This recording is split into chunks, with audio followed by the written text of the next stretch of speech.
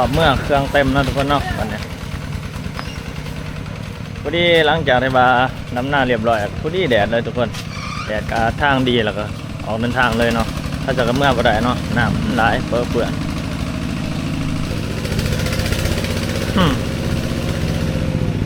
นี่ก็คือน้ำห้วยน้ำห้องเนาะไหลมารวมตัวกันบางทีผมแรงรถขึ้นคันว่ามันแดดนะบ้านก็เหมือนเนี่ย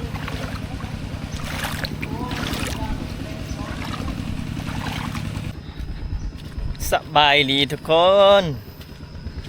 วันนี้พาทุกคนออกเดินทางกลับบ้านเนาะหลังจากที่ว่าแล้วเวียกงานเท่าไหร่คนเลยรถกาเขามาได้อยู่ดอกเนาะป้านแล้วเครื่องตรงแล้วทุกคนเลย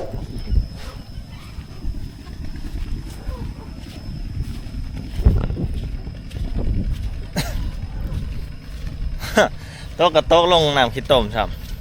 ที่จริงรถใหญ่กับเขามาได้เนาะแต่ว่าห้องบ่อยากเอาเขามาทุกคนเนื่องจากว่ายามฝนเขามาระยานออกบ่ได้ก็เลยว่าจอดรถอยู่ฝั่งนั้นบัดนี้มือฮอดมือมันแดดแหละก็เลยว่าเดินทางออกเมื่อทุกคนเลยอีกอย่างก็เสร็จภารกิจแน่มานำให้น้ำหน้าเขาว่าชิมาลินอะไรทุกคนเลยมายำลูกสาวผาดว่าฝนมากพอดีได้ดำหน้าซอยแม่เลยก็เลยเหงาเลย2 อาทิตย์นะพอดีแดดนี่เดี๋ยวเดินทางตอนนี้เขากำลังสิงอ่างลงไปทาบักทุกคนเลย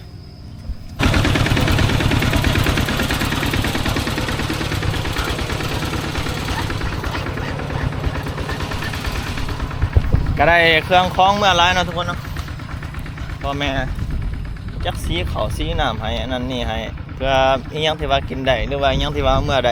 ที่จะบ่สิ้นเปลืองแล้วก็ให้มาเบิดเนาะสำนี้แหละทุกคนเลยที่ว่าพ่อแม่แบ่งให้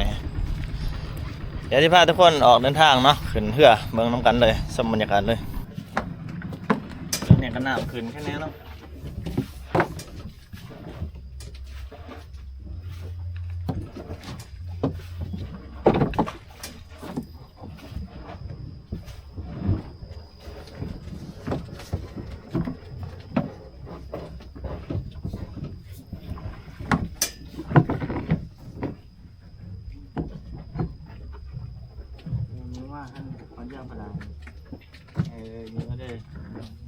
อ้าว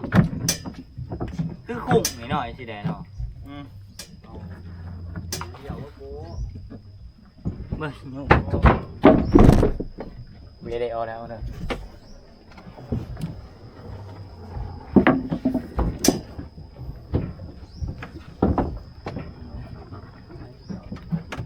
นี่ขนาด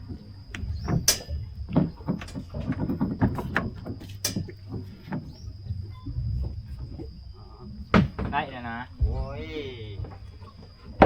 ดีเหรอใส่ผู้เจ้าดีเหรอ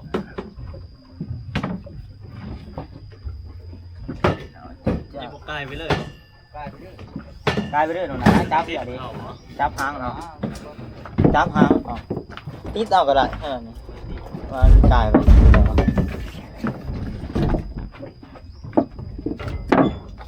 เอานิ้วเขาว่านี่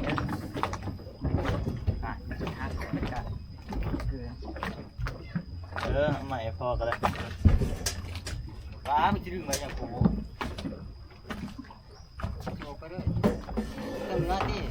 ต้นเนื้อต้นเนื้อ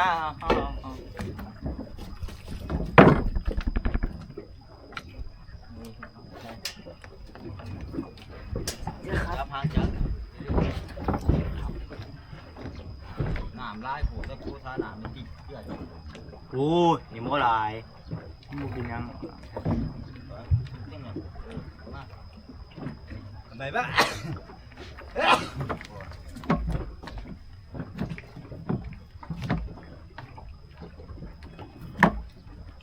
สาหนามที่ปุ้ยสาหนามยุกหางจ้าก็คือไงสิแด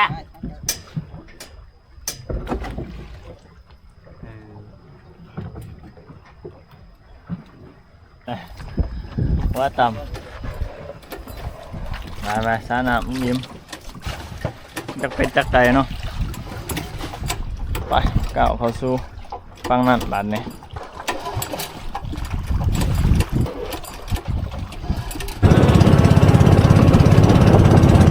เ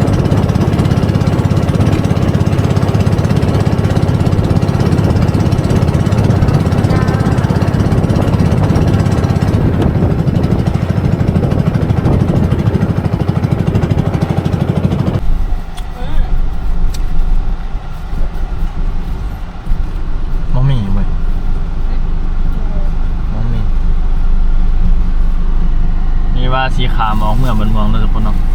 เปลี่ยนใจกระทันหันเนาะเสียออกเมื่อทางเนาะเพราะว่ามีเวียงเนี่ยมีบักอยู่บนนี้คือว่ามีอิมซิมอยู่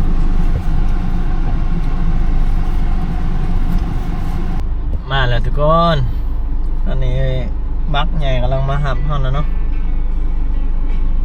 เดี๋ยวขึ้นบักอะออกเดินทางเลยเนาะทุกคนเนาะ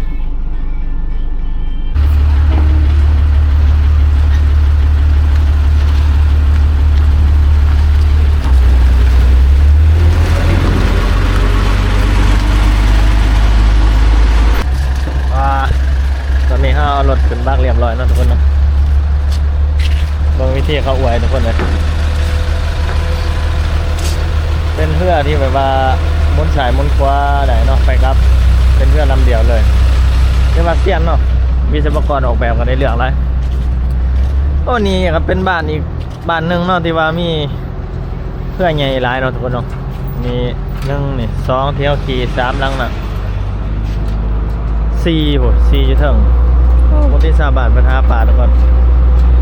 หันเป็นก้อนน้อยๆเนาะก้อนหนึ่งทุกคนแต่ว่าเขาจะขามไปหุ่นภาพตรงนั้น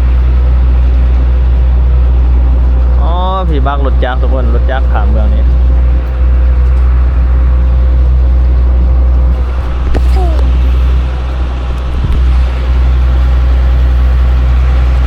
จากที่ว่าเขาขามบักหน่อยเนาะ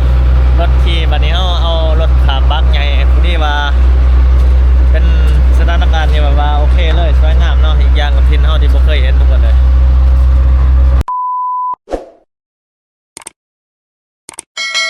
มาหอดเพื่อนเรียบร้อยแล้วทุกคนเอ้ยมาเบิ่งผลงานเฮาเอาเป็ดมากกับตายรับเสิร์ฟเนาะไก่มากกับตายมาเบิ่งว่ามันได้สังแหน่ออกมาเนาะเต็มตู้เย็นเลยทุกคนเลยของกินครับมันก็ซีนแบบเขา3-4 สอบทุกคนเลยนี่สอบหนึ่งเดี๋ยวจะพามาให้เบิ้งยีนอกทุกคนนี่ได้ไก่ได้เป็ดมาเริ่ม10 ปลายโตเนาะวันนี้ตาย3 โตทุกคนเลยแต่งกันมันหอนนี่ก็หัวอาหารป่ายังซื้อมาผู้ที่เต็มรถนะวันนี้3 หอดเพื่อนกับผู้ที่คำเลยทุกคนมองผมแต่เป็นกระตุกดินเรียบร้อยแล้วอาหารที่เฮาได้มากอะอาหารที่ได้มากกันลักๆก็จะเป็นอาหารพื้นบ้านเนาะตัวอย่างกับเป็ดไก่นี่แหละทุกคนเลย